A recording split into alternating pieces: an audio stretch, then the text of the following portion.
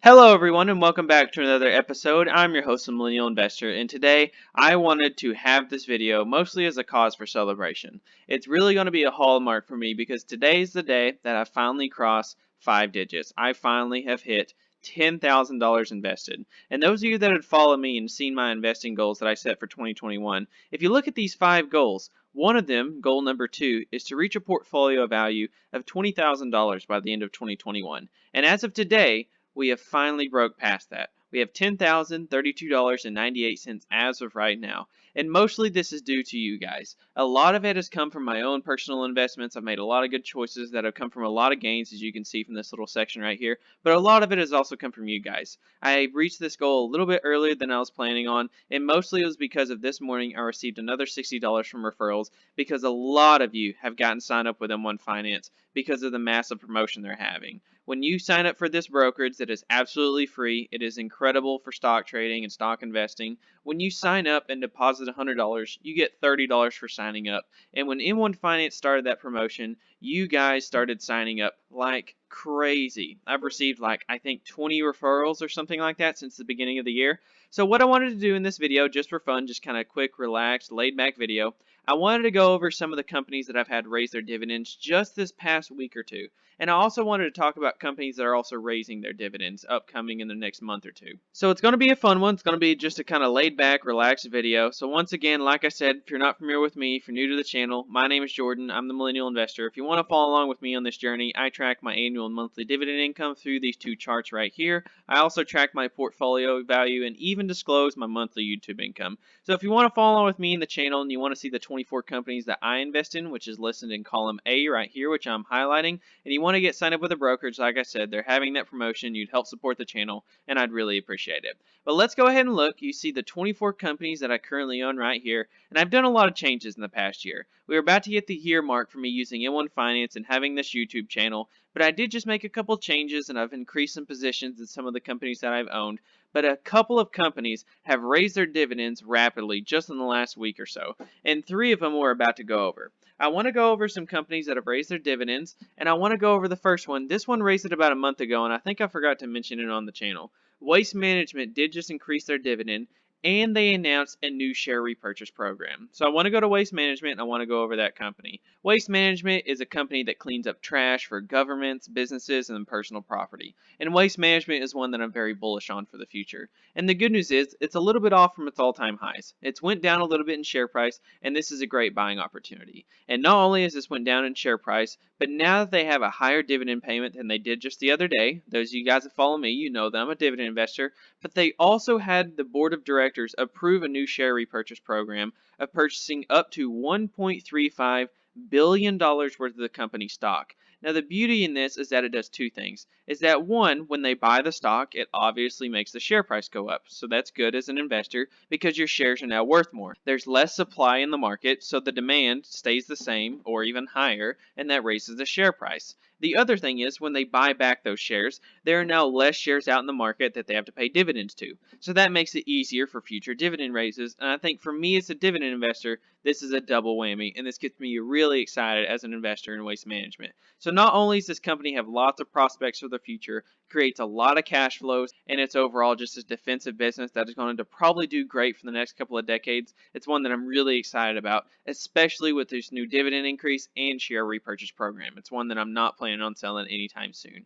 Next up, I want to open up the next article. Speaking of dividend raises and share buybacks, Kimberly-Clark, just like Waste Management, just announced that they're doing both. And those of you that have heard me talk about Kimberly-Clark a lot this last month or two, I just increased my position in them quite heavily, and I'm considering investing even more in them. I now have more invested in Kimberly-Clark more than ever. I now have about a $500,000 position just in Kimberly-Clark alone. So when we look at Kimberly-Clark, the reason why I love this company, it is just like Waste Management in the sense that it is extremely defensive. It has a much higher yield than many of the other stocks in my portfolio, well over 3%, and they just raised that dividend about another 5 or 6%.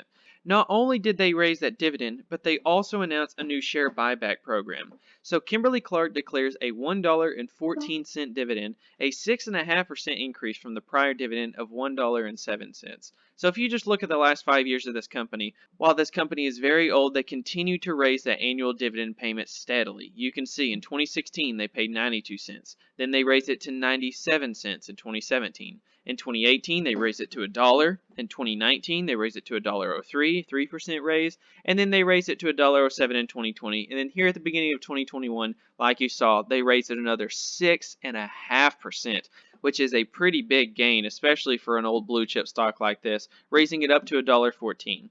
But not only that, just like I mentioned, not only did they raise that dividend, but they also announced a new share repurchase program. The company plans to repurchase $650 to $750 million worth of this company stock.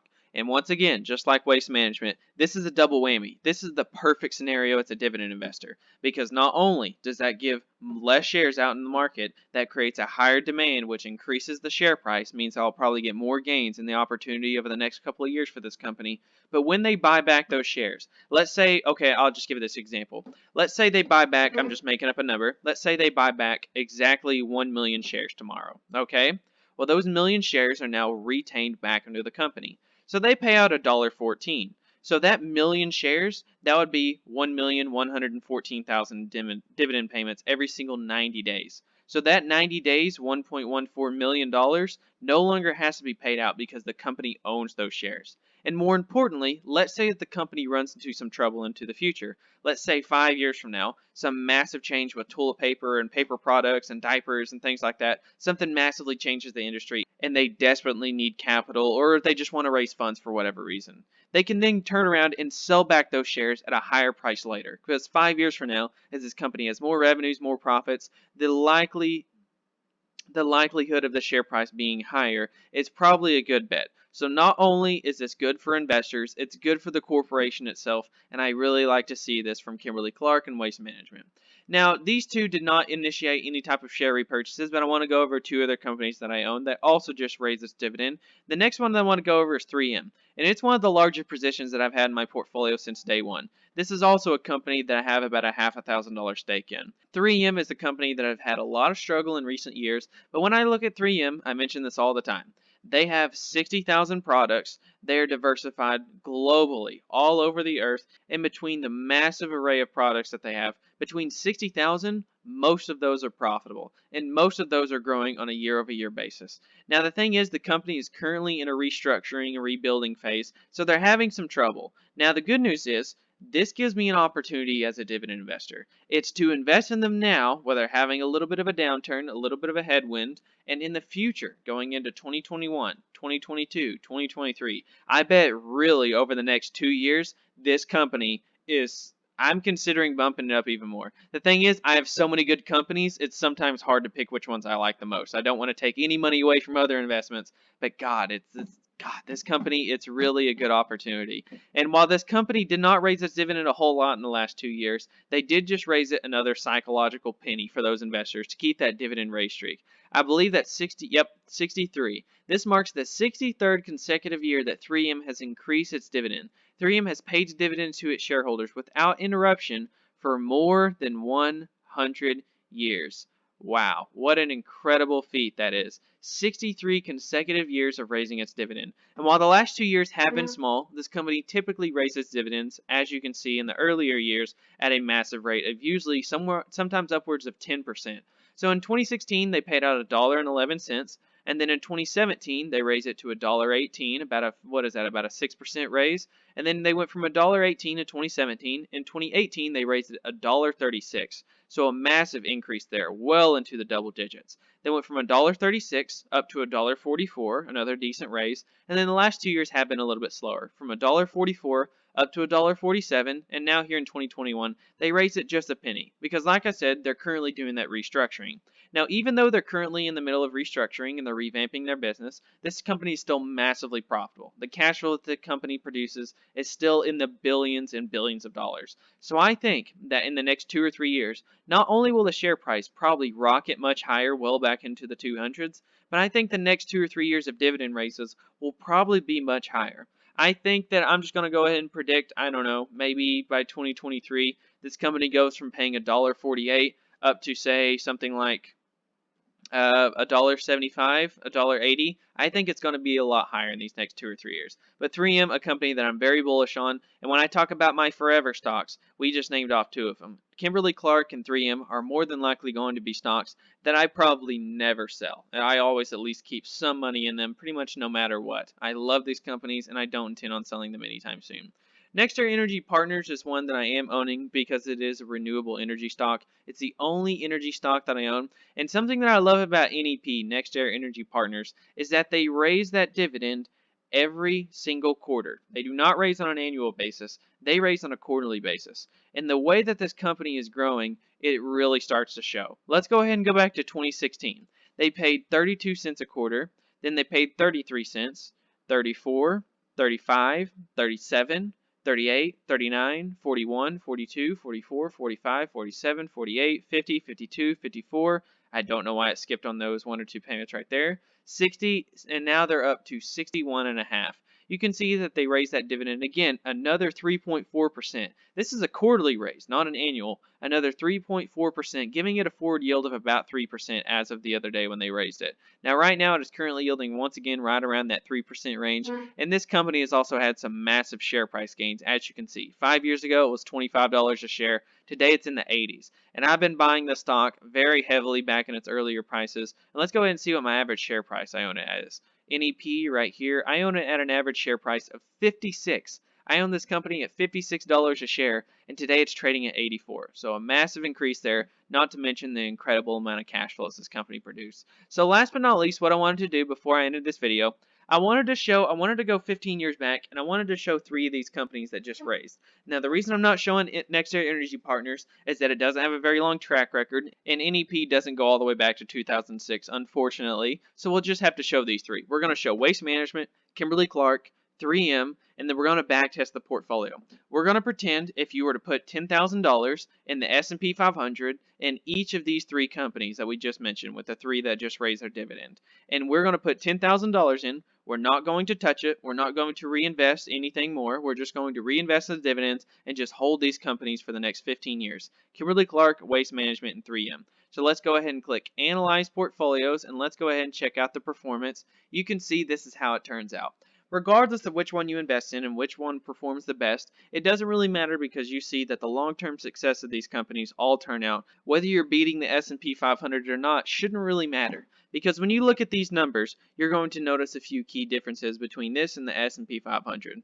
The first one is that its best and worst years, almost all of them beat the S&P 500. Do you notice when you look at the worst year category, see this little column right here? The worst year for the S&P was by far the worst compared to all of these. And the best years for most of these beat the S&P as well. So they're a lot less volatile, and more importantly, regardless of where you ended up at, something that I wanted to show here was the annual returns. And when we look at 2008, I want to show once again those worst year graphed out on a bar chart. You see the green line is the S&P, the yellow is 3M, the red is Kimberly-Clark, and the blue is Waste Management.